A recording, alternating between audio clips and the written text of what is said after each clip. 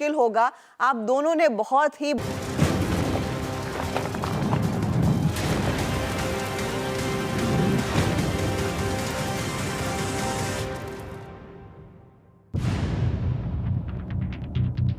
इतना तमाशा क्यों है? हमने सीए में भी तमाशा देखा, हमने हिजाब में भी तमाशा देखा, हमने ट्रिपल तलाक में भी तमाशा देखा।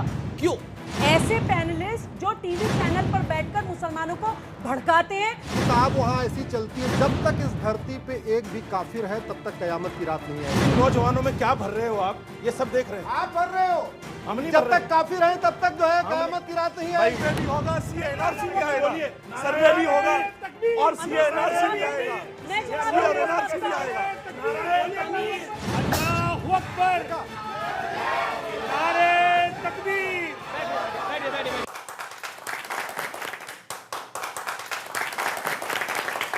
नमस्कार व्यूअर्स, आप देख रहे हैं सीएनबीसी आवाज पे टक्कर का शुक्रवार एडिशन। इन दिनों देश में विरोध वाला शुरू हो गया है। पहले 3 तलाक को मुस्लिम महिलाओं का दमन बताया गया, फिर सीए के नाम पर कहा गया कि हम कागज नहीं दिखाएंगे, फिर कहा गया चाहे जो हो जाए मुस्लिम बच्चियां स्कूल में हिजाब जरूर पहनेंगी। आखिर संविधान का नाम लेकर संविधान की खिलाफत का यह कैसा खेल चल रहा है? अब मदरसों के सर्वे का भी विरोध होने लग गया है, उसका भी वो दौर शुरू हो गया है। असाउद्दीन ओवैसी सर्वे की तुलना एनआरसी से कर रहे हैं। ओवैसी ने कहा है कि सरकार आदेश पारित कर दे कि आज के बाद आप मुसलमान नहीं रहेंगे। समाजवादी पार्टी के नेता वरिष्ठ सांसद एसटी हसन ने कहा है कि सर्वे की वजह से मुस्लिम समाज धर्म से दूर हो जाएगा और गुनाह करेगा। मुस्लिम स्कॉलर साजिद रशीदी ने कहा है कि यहां तक कह दिया है कि सर्वे टीम का स्वागत आप जूते और चप्पलों से कीजिएगा। जबकि यूपी सरकार का पक्ष है कि सर्वे मदरसों को मुख्य धारा में लाने के मकसद से कराया जा रहा है। योगी आदित्यनाथ सरकार में मंत्री धर्मपाल सिंह ने साफ कहा है कि सरकार चाहती है कि मुस्लिम बच्चों के एक हाथ में कुरान हो तो दूसरे हाथ में लैपटॉप भी हो। सरकार मदरसों में मॉडर्न एजुकेशन को बढ़ावा देना चाहती है। क्यों मुस्लिम समाज को या फिर कुछ मौलानाओं को यह गलत लगता है और लोग भड़काने में लगे हुए हैं? हिजाब मामले पर सुनवाई करते हुए सुप्रीम कोर्ट ने कहा कि स्कूल को ड्रेस कोड बनाने का पूरा अधिकार है। अब जरा याद कीजिए हिजाब पर कैसे समाज को बरगलाया गया। सवाल यह है कि क्या परेशानी फैसलों से है या फिर फैसले लेने वालों से? क्या असली परेशानी भारतीय जनता पार्टी से है? क्या धर्म की आड़ में मुद्दे सियासी फायदे के लिए उठाए जाते हैं और लोगों को भड़काया जाता है? आज इसी पर होगी देश की सबसे बड़ी चर्चा। मदरसे होंगे मॉडर्न, मौलानाओं को टेंशन।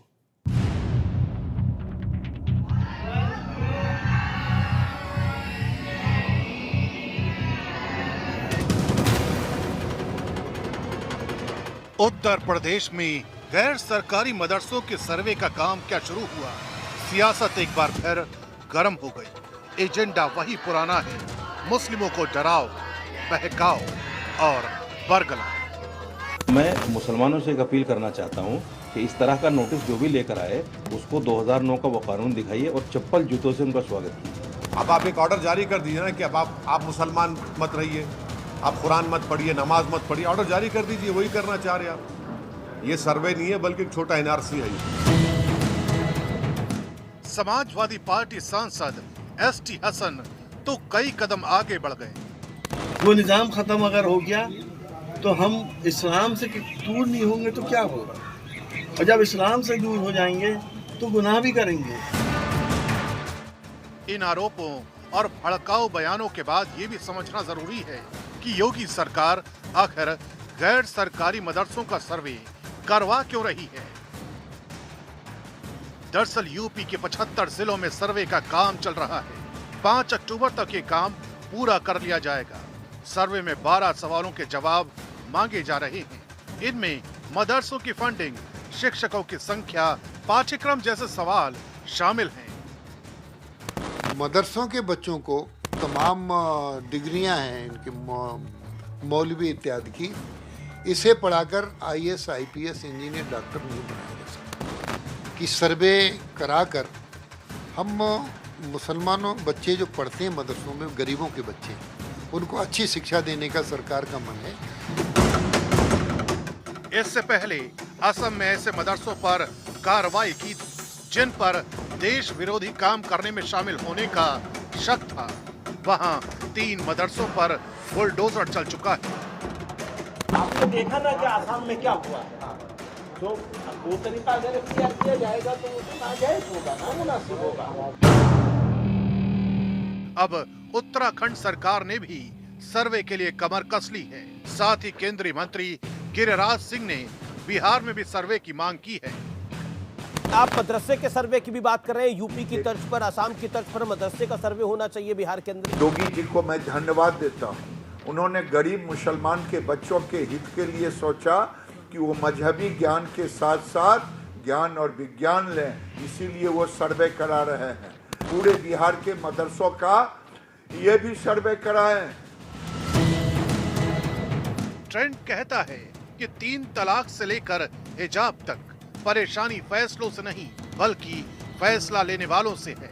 यानी दिक्कत सरकार से है, क्योंकि कर्नाटक हाई कोर्ट के बाद अब तो सुप्रीम कोर्ट ने भी हिजाब पर साफ कर दिया है कि स्कूलों को ड्रेस कोड निर्धारित करने का अधिकार है। तो क्या मुस्लिमों के नाम पर उन्हें भ्रमित करने का काम हो रहा है? आज इसी मुद्दे पर होगी सबसे बड़ी चर्चा।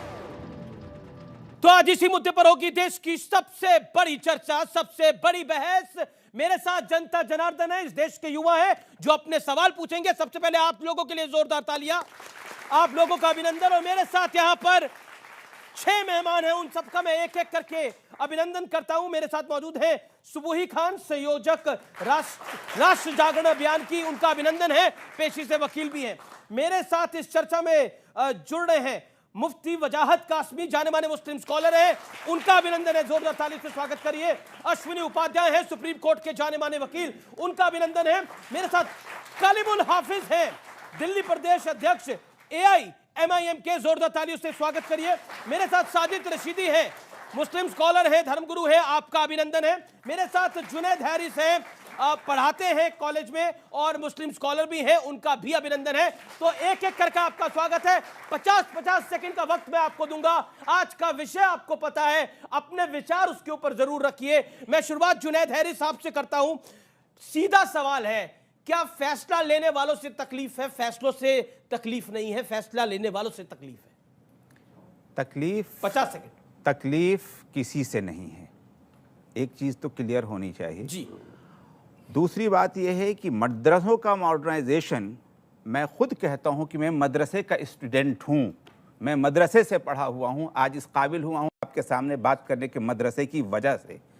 अब मॉडर्नाइजेशन के नाम पर क्या चाहते हैं ये एक सवाल है, और मैं खुद कह रहा हूं कि वो उसकी अपनी ज़रूरत है। वो तो खुद चाहता है कि देश हित में वो क्या कुछ कर सकता है। सच्चर कमेटी की रिपोर्ट ने साबित कर दिया है मुसलमानों की हालत को। मदरसे तो उसी ओर अग्रसर हैं और तालीम को बढ़ावा देने में अपना रोल अदा कर रहे हैं। गवर्नमेंट अगर कुछ करना चाहते हैं तो वेलकम, वो आए और करे। क्या सहयोग करना चाहती है? तो करने के लिए किसी का सहयोग पता तो लगना पड़ेगा कि हाँ, उनके पास क्या है और क्या नहीं है, वही तो सर्वे में हो रहा है। इसकी कोई मुखालफत ठीक है, आपके नहीं 50 है, सेकंड अगर में ये मकसद हो। लेकिन ये भी जरूर आपको मकसद क्या लगता है, 10 सेकंड में बता दीजिए जरा। मैं आपको बता दूं, ये गवर्नमेंट ये क्लियर कर दे कि वो क्या क्या मदद कर सकती है। ठीक है, बता वो मदद क्या कर सकती है, ये ना पूछे आपके पास क्या है क्या नहीं है।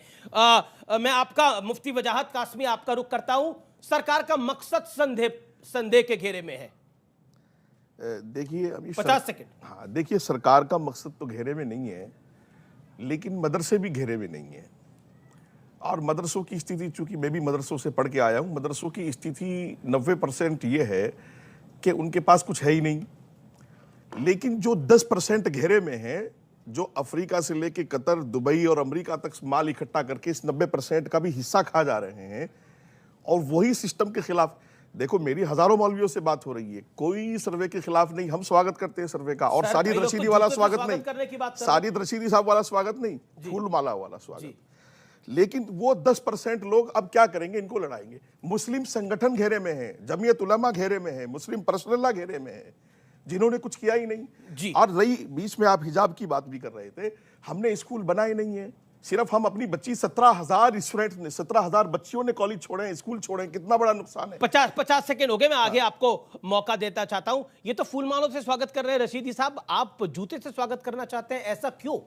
जूते से स्वागत नहीं, देखिए असल में क्या है कि हमारी भावनाओं की कभी कदर नहीं करना चाहती सरकार जी। मैं दो बातें आपको बताना चाहता हूँ। एक तो संविधान हमें इस बात की इजाज़त देता है कि मैं अपने धर्म पर आज़ादी के साथ अमल करूँ, उसका प्रचार प्रसार करूँ और अपनी मर्ज़ी के मदरसे खोलूँ, स्कूल खोलूँ, कॉलेजेस खोलूँ, ये मेरा संवैधानिक अधिकार है। दूसरे 2009 में एक फ़ैसला आया था, पार्लियामेंट से पास हुआ था, एजुकेशन मिनिस्टर थे Kapil Sibal, right to education. उसमें यह था कि 6 साल से 14 साल तक के बच्चे जो है उनको लाजमी तालीम स्कूल से लेनी पड़ेगी। उस पर जो है जो हमारी बड़ी ऑर्गेनाइजेशंस थी उन्होंने जब बात की तो 2 साल के बाद में मेहनत के बाद एक अमेंडमेंट उसमें आया जी कि मदरसे, वैदिक पाठशालाएं और मठ जिनमें धार्मिक एजुकेशन दी जाती है उनको इस कानून से अलग किया जाता है। ठीक है, 50 जब सेकंड ये अलग जी, हैं तो फिर इन पर आपने सर्वे जूते से स्वागत करने वाले का जवाब मैं आपसे आगे लूंगा। सुबुई खान, मैं आपका रुख करता हूं। एक जगह जूते से स्वागत करना चाहते हैं लोग, एक तरह का फूलों मालाओं से स्वागत करना चाहते हैं, लेकिन इतना विरोध क्यों है, इतना तमाशा क्यों है? हमने सीए में भी तमाशा देखा, हमने हिजाब में भी तमाशा देखा, हमने ट्रिपल तलाक में भी तमाशा देखा, क्यों? अमीश देखिए, 50 सेकंड। ये एक ऐसा विषय है जो किसी भी तरह से मुसलमान बच्चों के या मुसलमानों के विरोध में नहीं है, लेकिन ये जो विरोध कर रहे हैं हमें ये देखना पड़ेगा कि ये वो लोग हैं इनके ना तो खुद के बच्चे मदरसों में पढ़ते हैं, ना इनके खानदान में आसपास का कोई बच्चा मदरसों में पढ़ता है। ये वो लोग हैं जो मुसलमान बच्चे को मानसिक तौर पे गुलाम बनाकर सिर्फ और सिर्फ या तो अपनी वोट बैंक बनाना चाहते हैं या फिर उनको भीड़तंत्र बना के इस्लामिक स्टेट बनाने के लिए लड़वाना चाहते हैं। ये चाहते ही नहीं है कि मुसलमान बच्चे का दिमाग खुले, ये चाहते ही नहीं है कि वो ज्ञान विज्ञान पढ़े। आप गणित, विज्ञान, कला, भाषा ये सब तो भूल जाइए, ये लोग तो इस्लाम भी नहीं पढ़ा पा रहे हैं अमीश मदरसों में। पैगंबर मोहम्मद सल्लल्लाहु अलैहि वसल्लम का इस्लाम आप कहाँ पढ़ा पा रहे हैं बच्चों को? आप तो बच्चों को बस रटवा रहे हैं, अपने मनपसंद मनगढ़ंत तरह से उनको इंटरप्रेट करके कुरान की आयतें बता रहे हैं। आप उनको एक्चुअली में इस्लाम की स्पिरिचुअल आध्यात्मिक टीचिंग भी नहीं बता पा रहे हैं। आप कर क्या रहे हैं? 50 सेकंड का आपने इस्तेमाल किया। कलीमुल हाफिज साहब, ओवैसी साहब एक बार फिर भड़काने का काम कर रहे हैं। बीजेपी कह रही है कि अपने काम पे लग गए हैं वो। देखिए, भारत सरकार की एक स्कीम है, scheme for providing quality education in madrasa. उस स्कीम के तहत उत्तर प्रदेश सरकार 750 करोड़ रुपए उन मदरसे टीचर्स को नहीं दे रही है, यानी 50,000 टीचर को पिछले 54 महीने से तनख्वाह नहीं मिली है।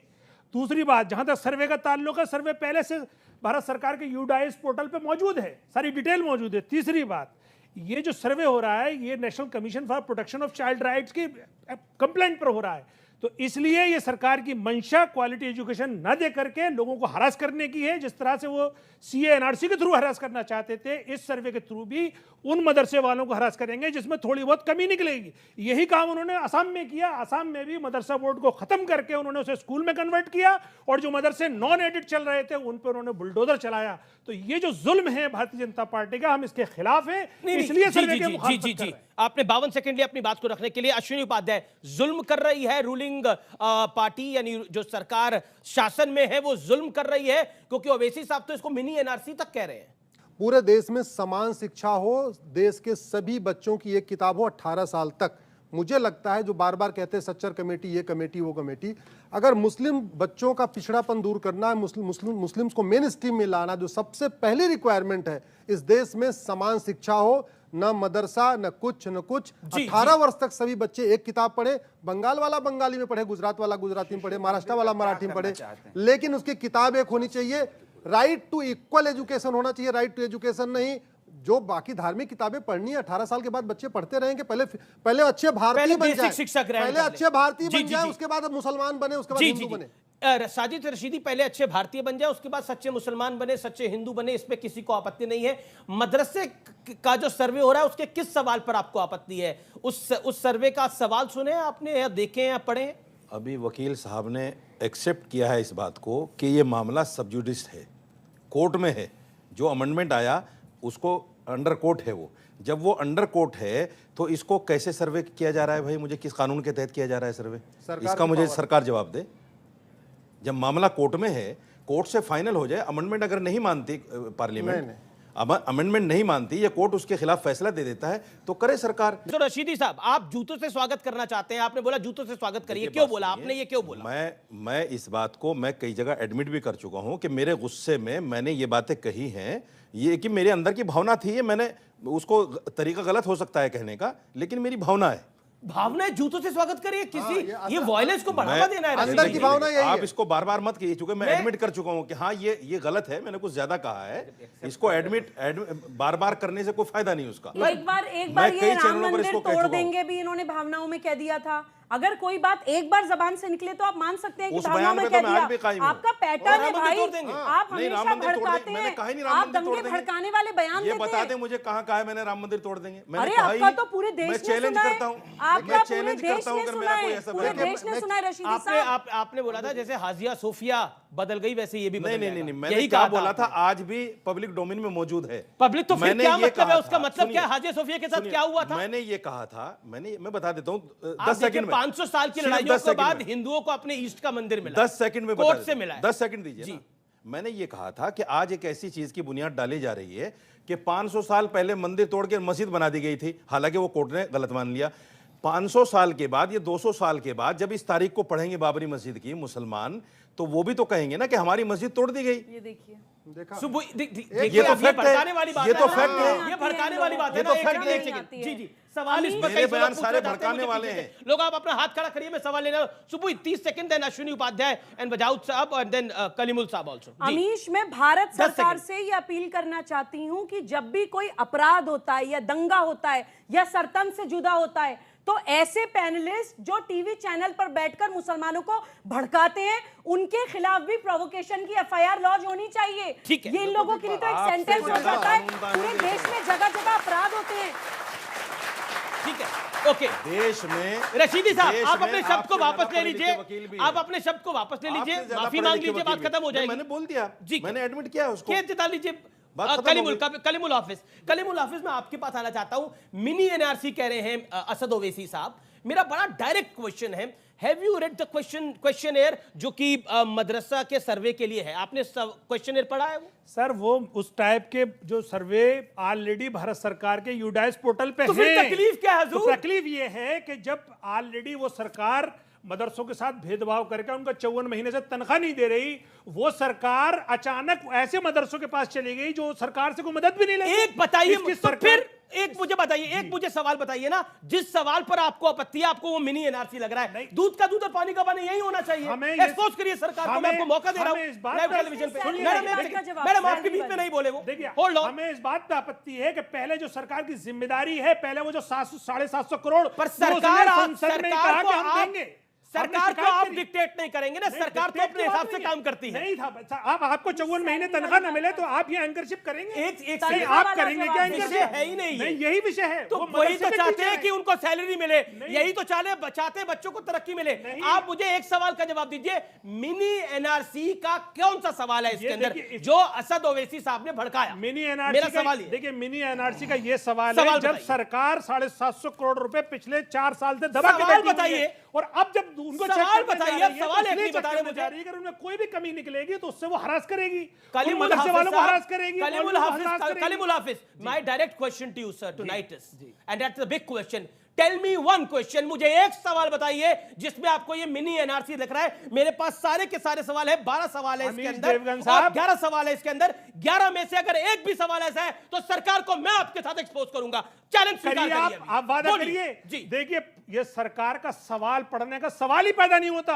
सबसे पहली बात तो ये है कि इसलिए नहीं होता क्योंकि जो सरकार की जिम्मेदारी है, कागज नहीं दिखाएंगे, सवाल नहीं पढ़ेंगे। अरे आप जब कतर जाएंगे, दुबई जाएंगे, सब दिखाएंगे। जो मदरसे उसके बाद पहले से है उसकी तो वो तनख्वाह नहीं दे रही, तो फिर दूसरे तनख्वाह का विषय है, जा रही, तनख्वाह का विषय है। ये तो आप खुद अपनी पॉइंट को वीक कर रहे हैं। वजाहत साहब भी कुछ कहना चाहते हैं? डेवलपमेंट, ठीक है, वजाहत साहब, ये समस्या क्या है?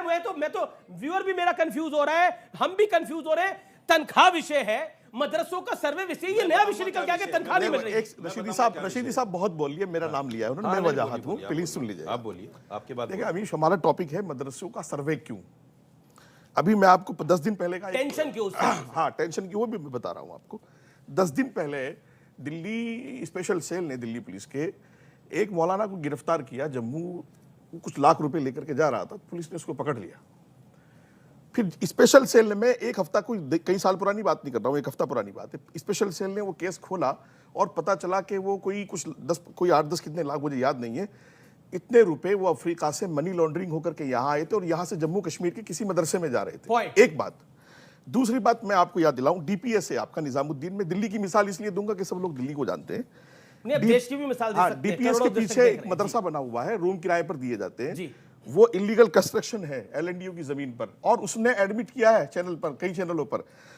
तो मैं कहता हूं सर्वे इसलिए जरूरी है कि आपने कब्जे की जमीन पर मदरसा बनाया है, आपकी आय कहां से हो रही है, और जब हम साफ हैं तो हमें टेंशन क्यों? और इनका दामन साफ नहीं, इनको टेंशन हो रही है। ठीक है, एक सेकंड, रशीदी कुछ कहना चाहते हैं।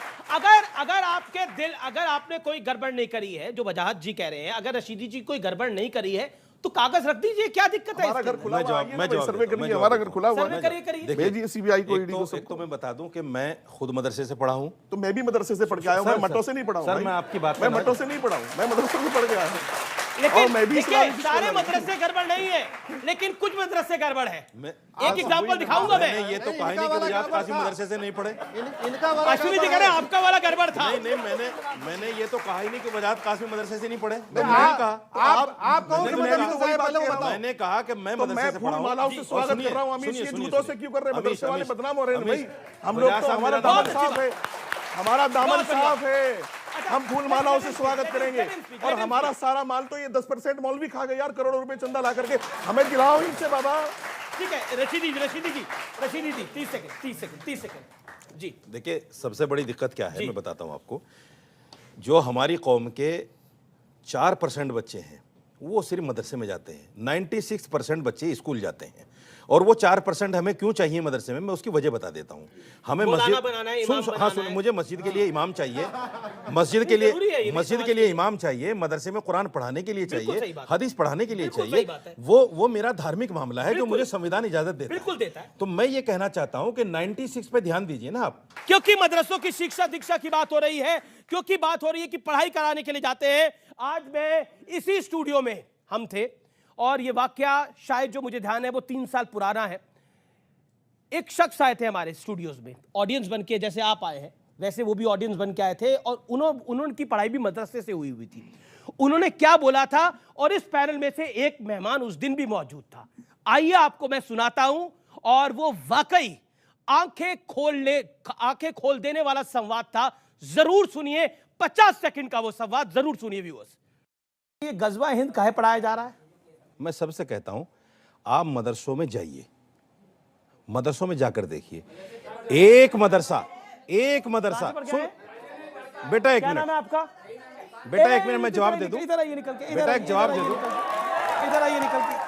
अभी वो खुद बता रहे हैं कहां से, मेरा जवाब पूरा नहीं हुआ। आप अजमेर से हूँ, मदरसे से ही पढ़ के आया हूँ सर। जी रहीम अहमद खान मेरा नाम है, मैं खुद मुसलमान हूँ। और मुझे ये पढ़ाया गया है कि ईसा मसीह जो आसमान पर चले गए थे वो वापस आएंगे यरूशलेम में, और फिर सारे हिंदुस्तानी उनके साथ मिलके पाकिस्तान बॉर्डर से तलवारों के साथ हिंदुओं की जो है वो गर्दनें सर से काटेंगे। ये गजवाए हिंद में इन्होंने हमें पढ़ा, ये पढ़ाते हैं मदरसों में, ये सिखाते हैं। याद होगा ये वाकया अच्छे से, रशीदी साहब यही बताया गया। गजवाए, मैंने ये भी कहा था एक मदरसा बताइए जिसमें, तो उन्होंने बताया था सहारनपुर के बाद मदरसे से वो पढ़ के आए, उन्होंने बताया था, वो झूठ इसी कार्यक्रम में बताया। अच्छा मैं आपसे कह दूं कि मैंने किसी स्कूल में जाके, किसी मठ में जाके, वैदिक पाठशाला में जाके ये गलत तालीम हासिल करनी, मान जाओगे आप? आप मान जाओगे? मुझे एक बात ये बताओ, ये मटों का क्या बात है? मटों की ये फर्जी बातें नहीं होती सर। आप क्या कंपटीशन में है क्या मटों की? एक मदरसा भाई वैदिक पाठशालाओं के कंपटीशन में है क्या? मैं चलता हूं, आप चलिए। अभी आपको लग रहा है ना ये सर्वे जो है, ये जो सर्वे है ये गलत हो रहा है। आपकी बात पे क्यों यकीन करें? जो व्यक्ति पढ़ के आया है वो कह रहा है कि हमें गजवा हिंद पढ़ाया गया है। क्या गजवा हिंद पढ़ाया जाता है? मदरसों में नहीं पढ़ाया जाता है, डिस्टर्ब करने के लिए सर्वे है। अश्विनी उपाध्याय, देखिए मैं हैरिस साहब आपके पास आ रहा हूं। अश्विनी उपाध्याय 40 सेकंड दें हैरिस साहब। देखो भाई, मैं काफिर हूं, थोड़ा 10 मिनट मुझे बोलने दो। आप जो समझो आप क्या हैं। अरे भाई 10 मिनट आप जो समझो आप क्या हैं। ये वही लोग विरोध कर रहे हैं सर्वे का। जो किताब वहां ऐसी चलती है, जो किताब पब्लिक डोमेन में नहीं होती है, चुपचाप उसको छपवाते हैं। उसमें क्या लिखा होता है? जब तक इस धरती पे एक भी काफिर है तब तक कयामत की रात नहीं आएगी। जब तक कयामत की रात नहीं आएगी तब तक जन्नत और जहन्नुम का फैसला नहीं होगा। इसलिए कोशिश करो, जो काफिर हैं, जो नॉन बिलीवर्स हैं, इनको साम दाम दंड भेद द्वारा इनको कन्वर्ट करो। जितने जल्दी खत्म हो जाएंगे दुनिया से नॉन बिलीवर्स यानी काफिर।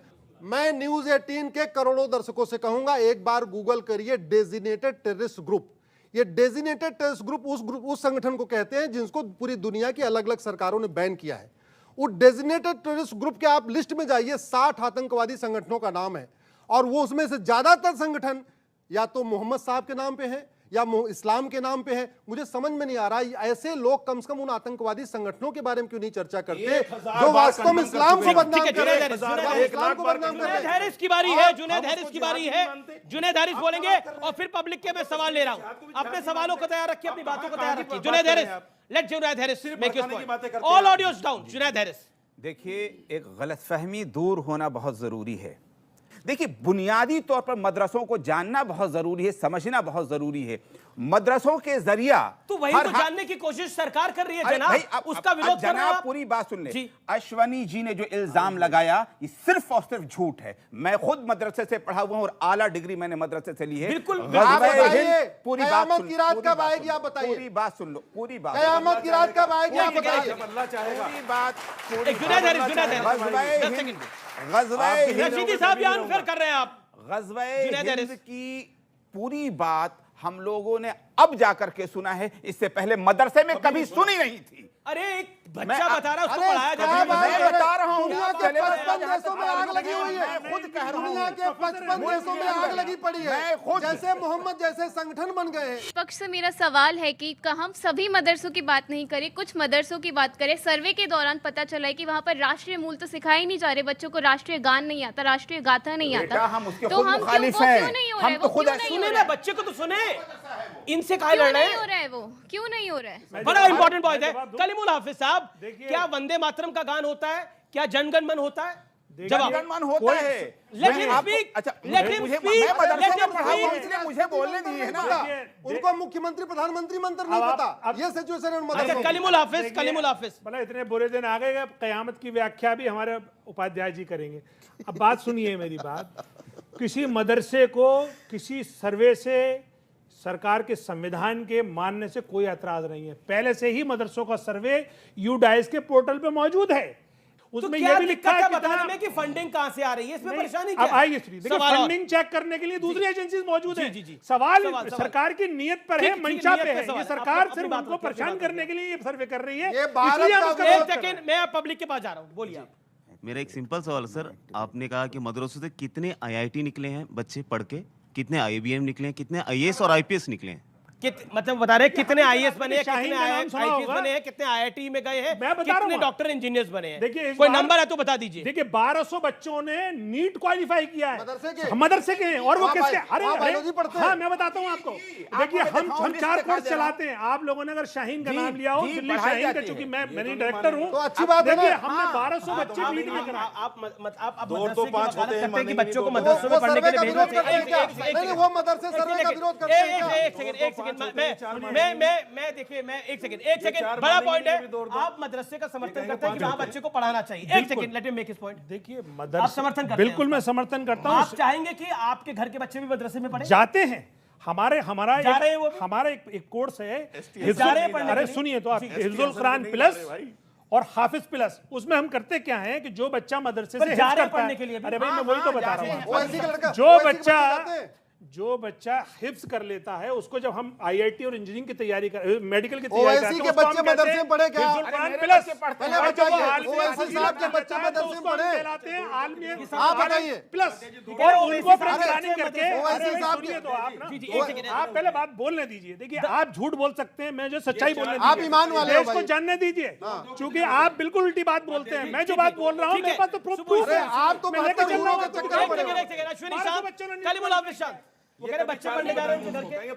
देखिए, हमने ये तो कभी नहीं कहा कि मदरसे में काबिल बच्चे नहीं होते हैं या कोई प्रबुद्ध लोग अच्छे मदरसे नहीं चलाते हैं। बिल्कुल चलाते हैं, लेकिन उन लोगों को अलग करने के लिए, उन लोगों को पहचानने के लिए कम से कम सर्वे तो होना जरूरी है कि कौन से अच्छे मदरसे और कौन से मदरसों की आड़ में अपना एजेंडा चला रहे हैं। अगर कोई गड़बड़ नहीं करी है, अगर कोई गड़बड़ नहीं करी है तो दिक्कत क्या है?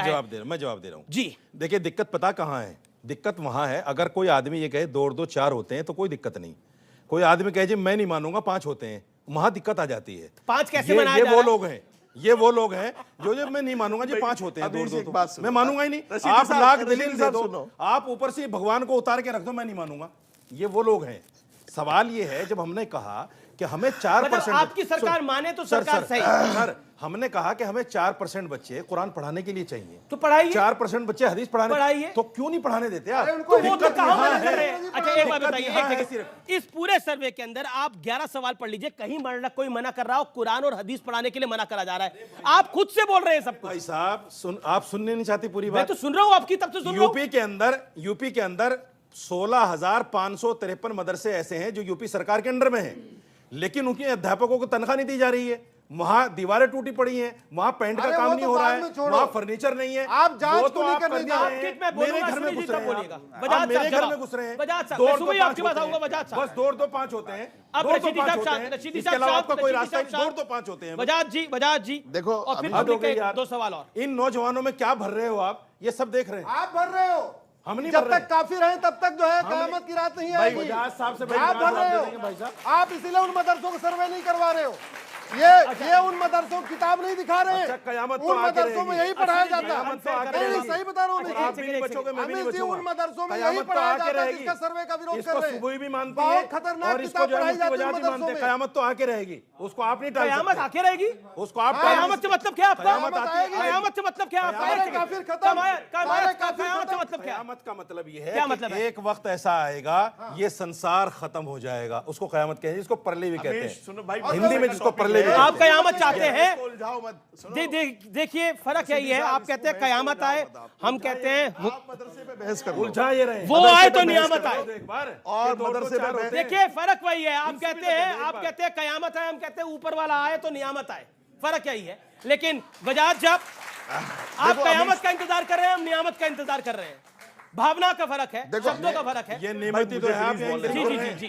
सर सवाल राशिद जी से है कि इन्होंने रशीदी जी से। रशीदी जी से है कि इन्होंने बताया कि वहाँ हम आगे के लिए जो कुरान पढ़ाने के लिए और चीज़ पढ़ाने हदीस के लिए पढ़ाने बच्चों, के लिए। अगर वो वहाँ टेक्नोलॉजी आ जाती है, अगर वो मेडिकल के बारे में कुछ जान जाता है तो वो एक डॉक्टर भी है, वो लोगों की मदद भी कर सकता है, उन्हें कहीं जाने की जरूरत नहीं पड़ेगी। मैं मौलवी बनना चाहता हूँ, आप क्यों जबरदस्ती कर रहे हैं कि डॉक्टर बनो, इंजीनियर? मैं तो मौलवी बनना चाहता हूँ, ये मेरा संवैधानिक आप अधिकार किसी है। छोटे से बच्चे से पूछिए, ये मेरा संवैधानिक अधिकार है कि मैं मौलवी डॉक्टर बनना बनूं, चाहेगा या मौलवी बनना ये चाहेगा? तो मेरा संवैधानिक अधिकार है ना। संविधान को चेंज कर आपने सवाल दीजिए। पूछ लिया, पुलिस सवाल क्या है? इनको जो सर्वे से डर है ना, सर्वे से डर नहीं है, योगी जी से डर है इनको। योगी जी मैम योगी जी से इनको डर है। योगी जी से डर लग रहा है इनको। बिल्कुल सही कहा, ये बिल्कुल सही कहा। योगी के जुल्म से ही डर है। योगी ने जो जुल्म ढाया हुआ है मुसलमानों वो कह रहे हैं आपको बुलडोजर का डर है। बिल्कुल, ये नौजवान सही बात कह जी रहे जी हैं। सही बात है। एक सेकंड, आप तीनों बोलेंगे, आपकी तरफ से एक बोलना, जुनैद हैरिस बोल रहे हैं। की जो चाल है उसके पीछे हमें उसी से डर है बिल्कुल। कि ये मदरसों को परेशान करेंगे। एक ये एनआरसी और सीए की तरह जो उनकी चाल थी वही करेंगे ये। हमें उसी, ये असली बात है, ये हम तो इसको खुल के कह रहे हैं। बेटा अभी तो तू बोल रहा था यही बात, अभी तो खड़े होकर बोल रहा था कि योगी से डर है। अभी तो बोल रहा था। वो भी एक मिनट कैटेगरी है। हमें कोई डर, हमें से डर नहीं है। हमें दोनों के लिए डिबेट बोला। ठीक है ठीक है ठीक है, एक सेकंड, और भी कई सारे सवाल हैं, आ रहा हूं आपको। आईएएस पढ़ रहा है। एक सेकंड, एक सेकंड, सवाल। सर इन्हें ये डर है एक सेकंड, सर एक मिनट मेरी बात सुनिए प्लीज सर, प्लीज अभी इन्हें ये डर है। ये सब आईआईटी जाना चाहते हैं, ये एक्सिलराई जाना चाहते हैं, आईएम जाना चाहते हैं, ये मदरसे नहीं जाना चाहते, ये पढ़ना चाहते हैं। सर इन्हें ये डर है कि जो गलत हो। भाई कौन कौन मदरसा जाता है? कौन कौन आप में से मदरसा जाना चाहता है पढ़ने के लिए? जुनैद हैरिस साहब स्वागत कर रहे हैं, हाथ खड़ा कर दीजिए। कौन नहीं जाना चाहता वो हाथ खड़ा कर दे। सर कोई जाना नहीं चाह रहा, कोई नहीं जाना चाहता। सर इन्हें ये डर है कि वो, एक सेकंड, ये इन्हें डर है कि ये सारे हमारे देश के सामने ये सारी बातें खुल के आएंगी और ये खुल के आना नहीं चाहते कि ये सारी बातें हमारे देश के सामने खुल के आए, जो हमारे देश सरकार चाह रही है कि खुल के मतलब सामने आए बातें। ठीक है, वो देखिए एक सेकंड, एक पॉइंट आया जिसका जवाब मुझे लगता है आप तीनों में से किसी को देना चाहिए। उन्होंने बोला सरकार चाहती है कि सारी बातें खुल के सामने आ जाए, इसमें डर क्यों लग रहा है? एक सेकंड, जुनैद हैरिस साहब से, रशीदी साहब से सवाल है ये, 20 सेकंड में। रशीदी साहब, डर किस बात का है, खौफ किस बात का है? देखिए बात सुनिए, 50 मिनट हो गए होंगे करीब करीब, और आप सिर्फ डर डर डर एक ही सवाल लिए। डर किसे है? हम तो डर ही नहीं रहे हैं। हम कहां डर रहे हैं? अरे हम डर कहां रहे हैं भाई? अगर हम डरते तो टीवी पे आके कहते क्या? ये तो माफी मांग रहे हैं। हम डर नहीं रहे हैं। 2 और 2 5 वालों को करना कौन बोला पड़ेगा। ये 2 और 2 5 वालों को करना पड़ेगा। सर मेरा सवाल ये है कि अगर आप डर नहीं रहे हैं तो सर्वे करा लो, फिर हो रहा है। करवाइए करवाइए करवा लीजिए। बच्ची बोल रही है सर्वे रुक गया क्या? करवाएंगे सर्वे? सर्वे रुक गया क्या? सर्वे करवाएंगे। सर्वे तो हो ही रहा है ऑलरेडी। अरे कहाँ रुकेगा सर? अरे हो ही रहा है। यहाँ अब एक सेकंड बोला इंपॉर्टेंट बात बोली। इंपॉर्टेंट बात बोली। एक सेकंड बड़ी इंपॉर्टेंट बात बोली। आप लोगों ने शोर में मिस कर दिया। उन्होंने बोला कौन सा सर्वे रुक जाएगा। सही कहा आपने रशीदी साहब, नहीं रुकेगा। ना 370 रुकी है, ना राम मंदिर रुका है, ना 3 तलाक रुका है, नहीं रुकेगा।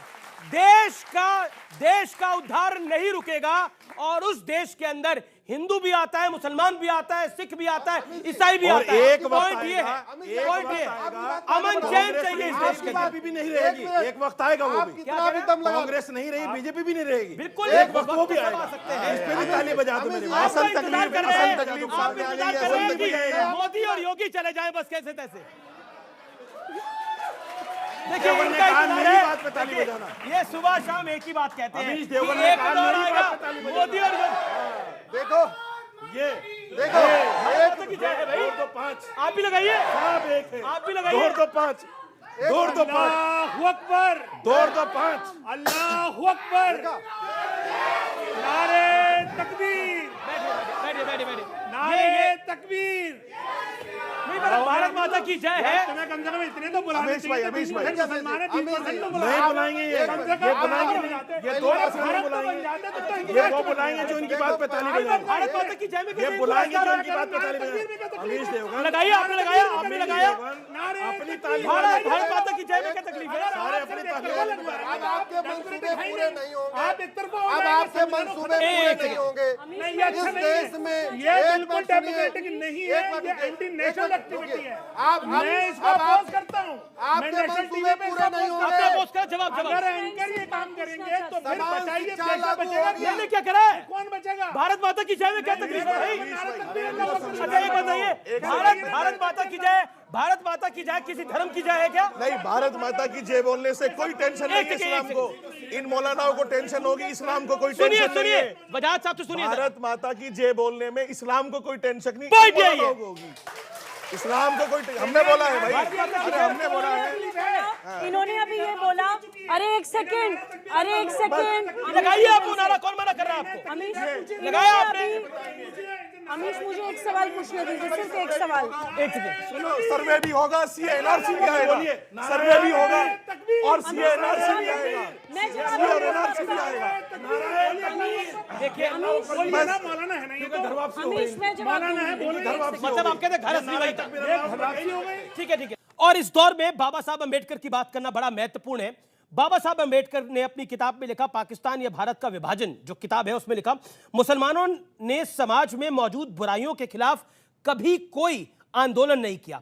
हिंदुओं में भी सामाजिक बुराइयां मौजूद हैं, लेकिन अच्छी बात यह है कि वो अपनी इस गलती को मानते हैं और इसके खिलाफ आंदोलन भी चला रहे हैं। लेकिन मुसलमान ना तो ये मानते हैं, ना ही उनके समाज में वो मानते हैं उनके समाज में कोई बुराई नहीं है। दरअसल मुस्लिम समाज जो है वो सुधार का प्रबल विरोधी है। ये बाबा साहब अंबेडकर ने बोला है। मैं इस विषय के साथ, क्योंकि जी उनकी किताब पाकिस्तान या भारत का विभाजन में लिखा गया है, एक और बता देता हूं, उसके अंदर एक और बात लिखी गई है उसी किताब के अंदर। आप हैरिस साहब इसका जवाब दीजिएगा, मुझे उम्मीद है आप देंगे, आप काफी पढ़ते हैं, जरूर दीजिएगा इसका जवाब।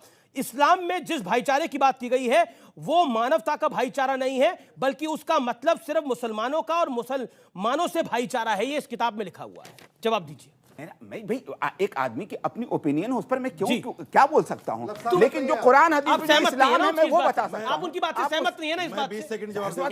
20 सेकंड जी, आपको मैं आगे मौका दूंगा। सुबुई खान जी, मैं आपका रुख करता हूं। अभी बहुत चर्चा हो रही थी और यहाँ पर भारत माता की जय नारा लगा तो नाराजगी हो गई, लेकिन भारत माता की जय मैं आपसे जानना चाहता हूं, आप सुबुई खान है, हजातुल्लाह साहब है, क्या भारत माता की जय कोई धार्मिक नारा है या देश का नारा है? अगर हम कल को जय हिंद बोलेंगे तो क्या वो धार्मिक नारा है या देश के लिए बोला जाता है जय हिंद? जी अमीश, देखिए जब हम कहते हैं भारत माता तो हम दूसरे देशों की तरह अपनी भूमि को एक भूखंड नहीं मानते हैं। हम ये मानते हैं कि भारत में रहने वाला हर भाई, हर व्यक्ति भाई और बहन है। उसी कारण हम भारत को माता बोलते हैं, क्योंकि वो पूरे विश्व को पोषण देने वाली धरती है। ना ही सिर्फ हमारी माता है बल्कि पूरे विश्व की माता है। दूसरी बार ये नाराए तकबीर अल्लाह अकबर का नारा लगा रहे थे और वजाहत जी को भी लगाने को बोल रहे थे और मुझे भी लगाने को बोल रहे थे, और अगर हम नहीं लगा रहे थे तो हमारे मुसलमान होने पे उंगली उठा रहे थे। आज मैं आपके चैनल के माध्यम से ये भी once and for all clear कर देना चाहती हूँ अमीश, नाराए तकबीर अल्लाह अकबर का नारा लगा के आप जैसे लोगों ने हजरत अली के सर पे तलवार मारी, अल्लाह अकबर का नारा लगा के आपने इमाम हुसैन का सर तन से जुदा किया, हमारे प्यारे रसूल पैगंबर मोहम्मद सल्लल्लाहु अलैहि वसल्लम की नस्लें आपने खत्म करी। नाराए तकबीर अल्लाह अकबर का नारा लगा के ऐसे मारने वाले नारे के साथ एक सच्चा मुसलमान कैसे खड़ा हो सकता है? जी जी जी जी जी ठीक है। दो लाइनें अमीश, ऐसे लोगों के लिए दो लाइनें कही गई हैं अमीश। ता कयामत जिल्लत मुकर्रर हुई तेरी तकदीर के साथ, कत्ल जब शब्बीर हुए नाराए तकबीर के साथ। इस पे मनन करिए, अब किसी को नारा लगाने को बोलिएगा। अब आप शांत हो जाइए, अब आप अपनी बात को रखिए, फिर वजातुल्लाह मैं आपको मौका दूंगा 40 सेकंड। नाराए तकबीर के साथ किसी का कोई कत्ल कभी नहीं हुआ, ये झूठ है सरासर। इतिहास उठा के पढ़ लो, आप चुप रहिए, मैं बीच में नहीं बोला, उठा के पढ़ लीजिए बीच में इतिहास। नहीं बोला, मैं चुप रहिए। करबला की जंग का इतिहास पढ़ लीजिए, किताबें खोलिए जाकर। ये क्या तरीका है? बोलिए आप। दूसरी बात, आपने बाबा साहब की किताब का हवाला दिया। बाबा साहब हमारे लिए आइडल हैं संविधान के एतबार से। अगर उनकी सैकड़ों किताब भी हैं, हम उसके मानने के बाध्य नहीं है। नहीं मानते। संविधान जो उन्होंने लिखा है उसके आर्टिकल 30 में ये लिखा है कि मुझे आज़ादी है, चाहे मैं कुरान पढ़ूं, चाहे मैं इंजीनियर बनूं, डॉक्टर बनूं, कुछ भी बनूं, मुझे आज़ादी है। तो जब हम 4% बच्चों को मौलवी या हाफिज बनाना चाहते हैं तो आप लोगों के सर में दर्द क्यों हो रहा है कि नहीं बनना चाहिए? ठीक है, वजाहत साहब आप अपनी जवाब का जवाब। देखिए, मैं आपको बताऊं कि नाराए अभी आपको बड़ा उत्तेजित किया गया और आप अपनी बात को रखिए। इनका काम है वो। नाराए तकबीर क्या अल्लाह की बुलंदी का नारा है। जब भारत माता की जय ये मेरे भाई बोल रहे थे तो उसके कंपटीशन में कोई भी अच्छा सच्चा मुसलमान नाराए तकबीर को लाके नहीं खड़ा करेगा और मेरे जैसा राष्ट्रभक्त मुसलमान उसको नहीं बोलेगा उसमें। एक बात। दूसरी बात, इकबाल ने कहा था कि ऐसे वक्त में नाराए तकबीर भी फितना बन जाएगा, शमशीर भी फितना बनेगी। ये पढ़ते तो है नहीं, पढ़ के आते नहीं है। मैं आपको एक चीज नोट कराना चाहता हूं कि सर तन से जुदा की अमरावती की घटना से लेके उदयपुर तक और न जाने कहां तक की घटनाएं हुई है। बाबा साहब की इस बात से मैं इत्तिफाक करता हूं कि सारे मुस्लिम संगठन बिल्ली के थैले में घुस गए थे, एक भी बाहर नहीं आया, एक ने भी। टीवी पर सब कहते थे अमन की बात, हमने कंडेम कर दिया, आपने ये कर दिया, लेकिन जंतर मंतर पे और शाहीन बाग में सीएनआरसी की तरह कोई नहीं बैठा कि सरतन से जुदा नहीं होगा। जी। और हमारा समाज इस्लाम को गलत तरीके से पेश करना इनका काम है। सरतन से जुदा पर कलीमुल साहब की बारी है। नूपुर शर्मा को साजिद रशीदी अनफेयर कर रहे हैं अब आप आपकी वजह से। कलीमुल और फिर अश्विनी कलीमुल सुप्रीम कोर्ट ने राम मंदिर बनवाया, आपको तकलीफ हो गई। सुप्रीम कोर्ट ने राम मंदिर बनवाया, आपको तकलीफ हो गई और नूपुर शर्मा पर टिप्पणी की तो आपके लिए वो सही रह गई। यानी सुप्रीम कोर्ट के फैसले आपके एतबार से आएंगे तो मानोगे सुप्रीम कोर्ट सादवी को छोड़ेगा ना इंसाफी, सुप्रीम कोर्ट मौलवी को छोड़ेगा इंसाफ। अगर घर वापसी हो गई तो इसका मतलब ये नहीं कि सारी बातें गलत हो गई। एक बात बताइए, आप बार-बार बोल रहे हैं। एक सेकंड। फिलहाल सीएनबीसी आवाज की टक्कर में रुकेंगे एक ब्रेक के लिए, लेकिन ब्रेक के बाद भी ये चर्चा जारी है। सर, अगर ये पढ़ के अब्दुल कलाम साहब इतना बड़ा काम कर गए तो आप बोल के जाइए कि मदरसे के जो मौलाना है उन पर जांच होनी चाहिए। आप ये बोल के जाइए। आप झूठ बोल रहे हैं सर, आप झूठ बोल रहे हैं और यहाँ बैठी सभी जनता से पूछवा सकता हूँ।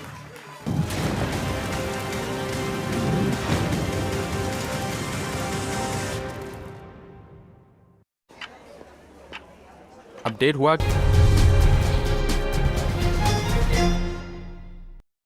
पिछले हफ्ते नासा ने अंतरिक्ष के कुछ अनोखे नजारे दुनिया के सामने पेश किए। ब्रह्मांड की high resolution images James Webb space telescope से ली गई और इन तस्वीरों की खूबसूरती ने ही आवाज एंटरप्रेन्योर को फिर इंस्पायर किया है कि आपके सामने भारतीय स्पेस टेक की झलक पेश की जाए। स्पेस टेक्नोलॉजी में इस तरह की हो रही तरक्की से यूनिवर्स के कई राज सामने निकल कर आ रहे हैं। इंडस्ट्री भी तेजी से बढ़ रही है।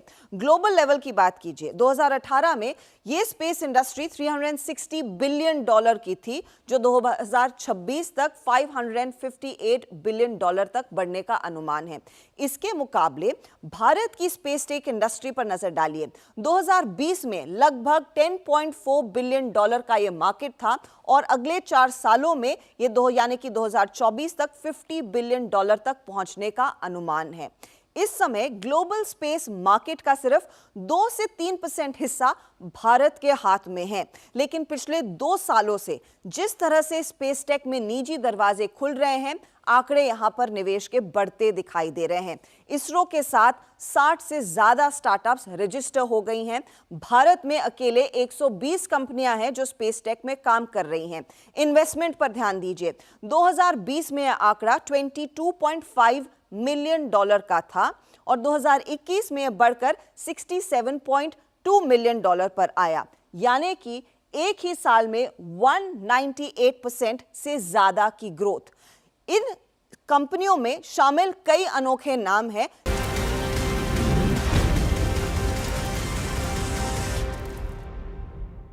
वेलकम बैक, आप देख रहे हैं टक्कर CNBC आवाज पर।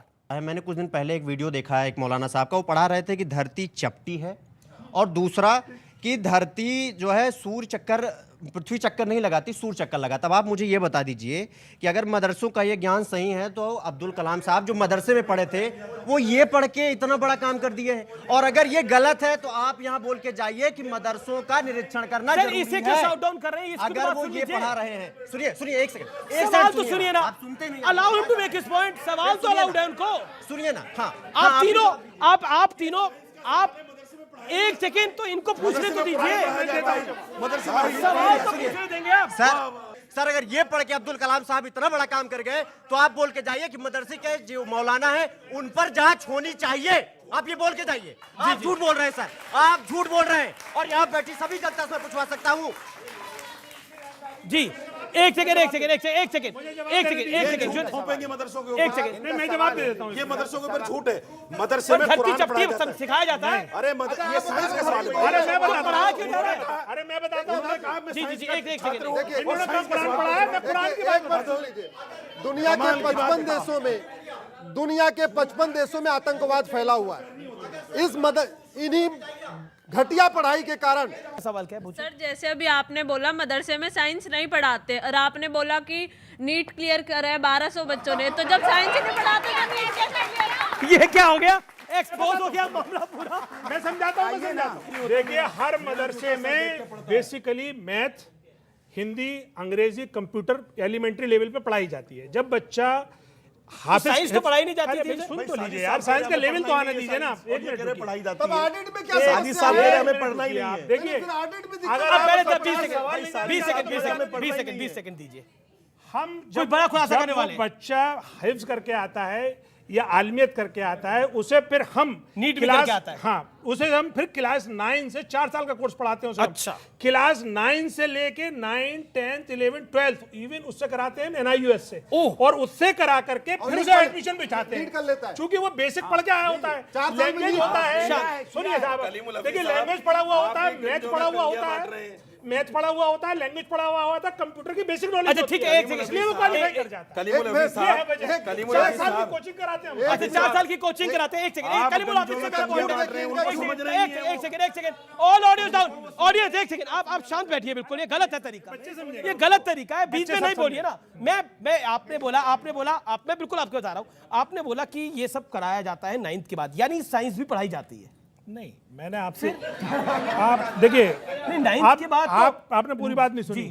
जो मदरसे से पढ़कर आता है बच्चा, उसको हम अपने कोचिंग सेंटर में ले लेते हैं। अपना मतलब हमारा शाहीन जैसे ग्रुप है। अच्छा। शाहीन ग्रुप ऑफ इंस्टीट्यूशन जो है, शाहीन ग्रुप, उसमें हमारे यहाँ 16,000 बच्चे पढ़ते हैं। इनकी बेवकूफी में मत जाइए, इन्हें कुछ भी बिल्ली को ख्वाब में छिचड़े नजर आते हैं। मैं चैलेंज कर रहा हूँ, ये दिखाइए आप। मैं चैलेंज कह रहा हूँ, देखिए वो मदरसे में पढ़ा नहीं होगा। अरे साहब देखिए, आपने नाम दिखा दिया होगा। हाफिज कैसे आपने नाम दिखा दिया होगा। देखिए ये 680 नंबर आए हैं। हाँ, ये हमारा जो 4 साल अली इकबाल है, तीसरे नंबर हाफिज। अरे ये झूठ, ये व्हाट्सएप का फेक न्यूज़ है। मोहम्मद अब्दुल्ला है। व्हाट्सएप की फेक न्यूज़ है। साहब अभी कर लीजिए। होगी तो इन्हें वकालत छोड़नी पड़ेगी, वरना मैं इनकी पूरी जिंदगी भर गुलामी करूंगा। क्या आपको चैलेंज मंजूर है? अगर ये फेक हो, और 4 साल में क्वालिफाई कर लिया, 4 साल में फेक हो तो अश्विनी उपाध्याय वकालत छोड़ेंगे। 4 साल में माफी मांगेंगे ना टीवी पे। तो फिर सर्वर से दिक्कत क्या है? नहीं साहब, मैं ऑडियंस को दिखाइए। देखो भाई, ये अगर अभी चेक कर लो, अगर ये नंबर फेक हो और ये मदरसे के ना पढ़े हुए हो तो अश्विनी उपाध्याय को अपनी वकालत छोड़नी पड़ेगी। ये मदरसे में कितने साल पढ़ा है? ये देखिए, ये कोई भी मदरसे में जब जाता है, कोई 8 साल पढ़ता है, कोई 10 साल ये कितने साल पढ़े? पढ़ा। ये कितने साल पढ़े?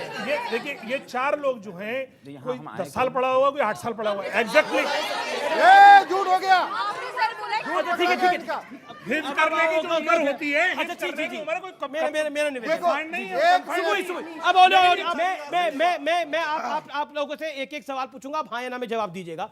क्या नरेंद्र मोदी का जो कहना है, जिसमें एक हाथ में कुरान और दूसरे हाथ में लैपटॉप और कंप्यूटर होना चाहिए, क्या उसके समर्थन में आप हाँ या ना? आप हाथ खड़ा करके जवाब दे सकते हैं। आप साथ हैं? एकदम मैं साथ हूं। दे वो, आप भी साथ हैं? नहीं दे कुछ। आप साथ नहीं है? जरूरी आप साथ नहीं है? ये मुसलमानों के हितैषी है ही नहीं। आप साथ हैं कि नहीं है? आप साथ हैं? देना ये तो बहुत अच्छी बात है। बोलिए आपको ऑडियो है। सिर्फ कलीमुल का ऑडियो जा रहा है। सालों में ऐसा हुआ क्या? हम मोदी जी जो पहले से मदरसे को ग्रांट थी उसको रोके पड़े हैं, इसलिए हम उनकी मंशा पे चेक कर रहे हैं। दूसरा सवाल, अगर किसी मदरसे में एंटी इंडिया एक्टिविटी हो रही है और सरकार उसको रोकना चाहती है, तो उसके साथ है? हाँ या ना में बोलिए। आप कैसे गारंटी ले रहे हैं? कोई भी आदमी नहीं, मतलब क्या आप गारंटी ले सकते हैं मदरसों में एंटी इंडिया एक्टिविटी नहीं हो रही? आप गारंटी ले सकते हैं? खिलाफ है। आप गारंटी ले सकते हैं एंटी इंडिया एक्टिविटी नहीं हो रही मदरसों में? किसी मदरसे में एंटी एक्टिविटी नहीं हो रही। कौन सी जांच नहीं हो रही? कौन सी जांच एजेंसी आपके पास है? मैं ले रहा हूं। अरे आप कैसे ले लेंगे? मैं ले रहा हूं। अरे आप मैं ले रहा हूं। अरे साहब, जब आप नहीं, मैं तो पॉइंट पूछ रहा हूं। मैं थोड़ी जिम्मेदारी ले सकता हूं। मतलब कमाल है, आपने कौन सी सीबीआई, कौन सी एफबीआई खोली हुई है कि मैं जिम्मेदारी ले रहा हूं कि कोई सारी जांच करा ली? मतलब कोई दिक्कत नहीं है, जांच तो होनी दीजिए। दूध का दूध है, पानी का पानी आएगा। ये वो मदरसे हैं जिन्होंने 25, मैं कहता हूं 100 मदरसों में से 95 सही होंगे, लेकिन अगर 5 गलत है तो उन पे कार्रवाई होनी चाहिए। पॉइंट ये है।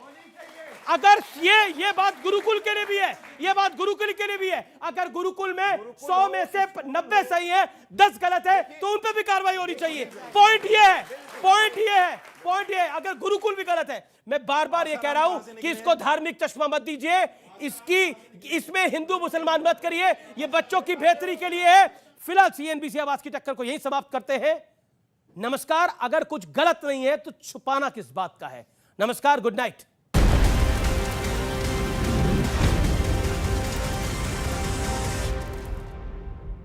अच्छा सुन, तू भी ऑप्शंस पे ट्रेड। Hello and welcome. आप देख रहे हैं सीएनबीसी आवाज। मैं हूं हर्षदा सावंत और आप देख रहे हैं आपका